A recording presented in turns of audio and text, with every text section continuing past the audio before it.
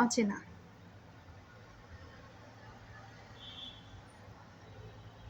২০০০ সাল, হাতেখড়ি প্লে বাদ দিয়ে টপকে প্রথম শ্রেণীতে ভর্তি হলেও ক্লাস আমার খুব ভয়ের স্থান। কোনো কথা বলা যাবে না এবং শিক্ষার্থীরা কোনো কথাও বলে না।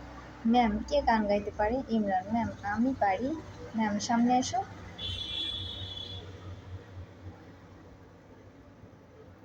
ইমরানের গান শুনে মুগ্ধ আমি। ম্যাম: কে শিখিয়েছে? ইমরান: আম্মু। ম্যাম: খুব ভালো হয়েছে। প্রথম শ্রেণী শেষ করে ইমরানকে আর কখনো ক্লাসে দেখা যায়নি। কড়া ডিসিপ্লিনের জন্য কেটে যায় 10 বছর। 2011 সাল, স্কুল জীবনের ইতি টেনে কলেজে যাচ্ছি। মনে হচ্ছে জেল থেকে এইমাত্র মুক্তি পেয়েছি। কলেজ ক্যাম্পাস আমার খুব প্রিয়। শুধু আমি ছাড়া বন্ধুদের সবারই ফোন আছে। কি অদ্ভুত! ডিজিটাল বাংলাদেশের যুগে আমি ফোনহীন একজন মানুষ। কানিজ: নোকিয়া শোরুমে মেলা হচ্ছে। শাওন: কত দাম? শূন্য হাতে আমি কখনো থাকি না। কানিজ: জানি না। শাওন: গেলে দেখা যেতে পারে। শোরুম আছে, চিনি না। তারপরও পরিচিত শহর, হারিয়ে যাওয়ার সুযোগ নেই। শোরুম থেকে ৩৫০০ টাকা দিয়ে নোকিয়া ৩৬০০ সেটটি কিনে বাসায় যাচ্ছি। এত খুশি হয়েছি, মনে হচ্ছে কিনছি বাটন না, সেট চাট কিনছি। অথচ আমাকে ফোন দিয়ে খোঁজ নেওয়ার কোনো মানুষ নেই। বন্ধুদের সাথে প্রায় প্রতিদিনই দেখা হয়, এই জন্য ফোনে কথা বলার প্রয়োজন নেই। তারপরও ফোন কলেজ ব্যাগে আছে, কি যে শান্তি! হঠাৎ অচেনা নম্বর থেকে ৪ লাইনের একটি কবিতা কেউ একজন সেন্ড করেছে।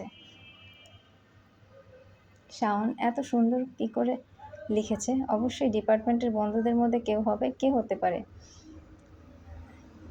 ক্লাসে তাকে অনেক খুঁজে পেলাম না। দ্বিতীয় দিন, প্রজাপতি শিরোনামের কবিতা আমাকে মুগ্ধ করেছে। কে হতে পারে? বন্ধুদের মধ্যে কেউ। ওরা আমার শুধুমাত্র বন্ধু, এর বেশি কিছু না। কিন্তু কবিতা লিখে যে পাঠিয়েছে, আমি তার বন্ধুর থেকেও একটু বেশি। ২০১৫ সাল, মাস্টার্স শেষ। অনেক ভালো লাগার বাটন সেটটি আজ নষ্ট হয়ে গেছে। মন খারাপ। সেট নষ্ট হয়ে যাওয়ার সাথে কবিতা দুটো হারিয়ে গেছে। জানি না কে লিখেছিল। ফোন নম্বর সেভ করে রাখা হয়নি। না চিনলে যা হয়। নতুন সেট কিনেছি, কিন্তু মনটা সেই কবিতায় আটকে আছে। লাইনগুলো কোথায় লিখেও রাখিনি। কে জানতো ফোন নষ্ট হয়ে যাবে? নতুন সেট সাথে ক্যামেরা, ছবি তোলার প্রতি বিশেষ আগ্রহ আছে। পরিচিতজন প্রায়ই ছবি তোলার জন্য বাসা থেকে নিয়ে যায়। আমিও উইদাউট পেমেন্ট ছবি তুলে দেই। তারা আমার ছবি পছন্দ করে, খুশি হয়ে আমি খুশি হয়ে যাই। বর্তমান যুগ, এফবি আইডি না থাকলে খারাপ দেখায়। এফবি আইডি থাকবে, সেখানে এতটা ছবি অনুদার দেব না। আমি না। ওয়ালপেপারে আমার কোনো ছবি খুঁজে পাওয়া যাবে না। প্রোফাইল পিক ছাড়া শুধুমাত্র বাংলার প্রকৃতির কথা বলে পুরো ওয়ালপেপার জুড়ে। মাঝে মাঝে অদক্ষতার ছোঁয়া, আমার লেখার ছন্দ চলে সেই আসে। ছবি সেই আর ছবি লেখা আর কারো মন লেখা ছুঁতে পারে না। তারপরও অপরিচিত একজন মেসেজ করে, কল দেয়। শত চেষ্টার পরও তাকে চিনতে পারছি না। একবার দেখা করার প্রত্যাশা নিলাম। অদ্ভুত ব্যাপার, অপরিচিত একজনের সাথে পরিচয়। তার জন্য বিশেষ দীর্ঘদিনের কিছুই আজ হবে দেখা না। হবে। কারণ আমি কতটা সাধারণ তাকে জানতে হবে। আমি জীবনে কখনো মেকআপ আইটেম কিনি না, কারণ আমি কখনো মেকআপ ইউজ করি না। এই ড্রেস পরবো ২ মাস, তার সাথে দেখা হবে তাই নতুন ড্রেস কিনবো, প্রশ্নই আসে না।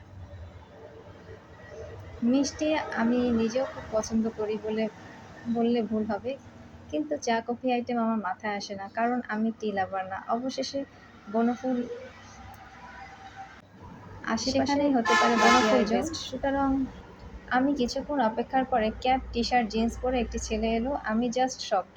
ক্যাপ খোলার সাথে সাথে তার টাক বেরিয়ে এলো। আমি কি বলবো বুঝতে পারছি না। আমার ব্রেনে তখন খেলা করছে।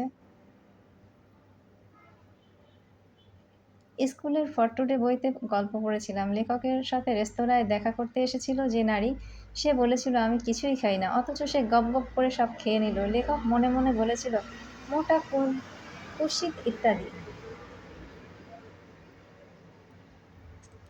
আগন্তুক: আমি বিবাহিত, বাচ্চা আছে, বিদেশে থাকি। শাওন: বাচ্চার ছবি দেখে অবাক হলাম না। আমি বিয়ে করিনি বলে সবাই কি অবিবাহিত হবে? অনেকবার কথা হয়েছে, তাই একবার দেখা হলে ক্ষতি কি? এজন্যই দেখা করা।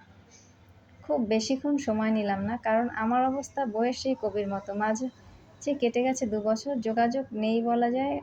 আমি বিবাহিত পুরুষদের প্রতি আগ্রহ নেই বললে বলা যায়। বিষয়টা অনেকটা এমন।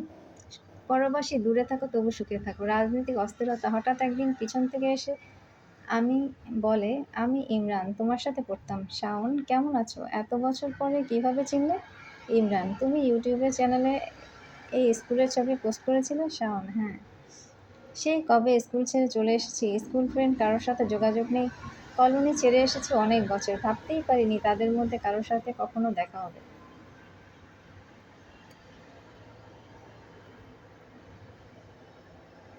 ইমরান, আমি অভিনয় করি, উড়ালপঙ্খী সহ অনেকগুলো নাটকের নাম। আহ, শাওন, নাটকগুলো নাম আমি কখনো শুনিনি, তোমাকে চিনতে পারিনি, তুমি ছোটবেলায় অনেক ইমরান, আমি এখনো ইনোসেন্ট ইনোসেন্ট ছিলে। ছিলে।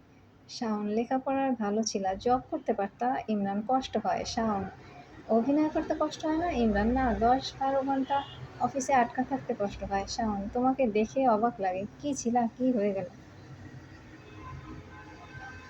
আগেই ভেবেছিলাম আমি ছাড়া সবাই A+ ডাক্তার হবে। অনেক কথোপকথন শেষে যে যার মতো বাসায় চলে যায়। রাতে ইমরান আবার ফোন করে। ইমরান, সেদিন তোমার সাথে দেখা করতে গিয়েছিলাম, মেসেজে আমিই দিয়েছিলাম।